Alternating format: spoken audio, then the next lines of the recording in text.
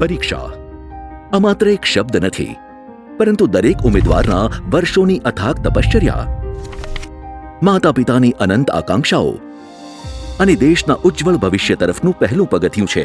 આ વ્યવસ્થાને જાળવવી અને દરેક ઉમેદવારની વર્ષોની મહેનતને યોગ્ય સન્માન અને ન્યાય આપવો એ જ સરકારની પ્રાથમિકતા રહી છે.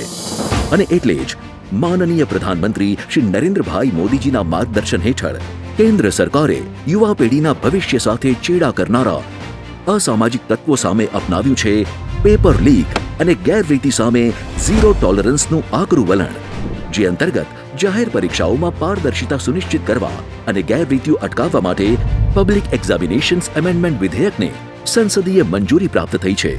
પરીક્ષા વ્યવસ્થા સાથે ગેરરીતિ કરનારા ગુનાહિત તત્વો સામે 10 વર્ષ સુધીના કારાવાસ અને ₹10 કરોડ સુધીના આકરા આર્થિક દંડ સહિતના અત્યંત કડક દંડાત્મક પગલાં લેવામાં આવશે.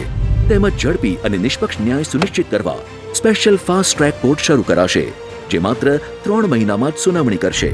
પેપર લીક અને ગેરરીતિ સામે કેન્દ્ર સરકારના ઝીરો ટોલરન્સના આકરા સંકલ્પથી જ મળશે દરેક મહેનતુ ઉમેદવારને પારદર્શી પરીક્ષા અને સુરક્ષિત ભવિષ્યની ગેરંટી.